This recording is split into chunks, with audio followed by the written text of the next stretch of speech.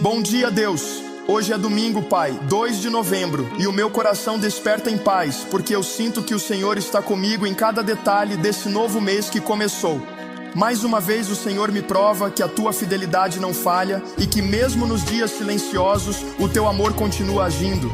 Pai, hoje eu só quero descansar em Ti, quero entregar o que pesa, o que dói e o que eu não posso controlar.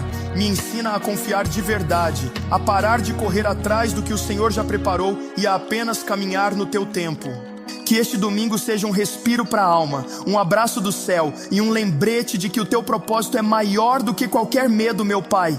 Renova a minha fé, Senhor, e me prepara para viver um novembro cheio da Tua presença. Que cada novo amanhecer traga mais motivos para agradecer e menos razões para duvidar. Se essa oração foi boa para você, compartilhe com quem precisa desta bênção e deixe seu amém nos comentários. Amém.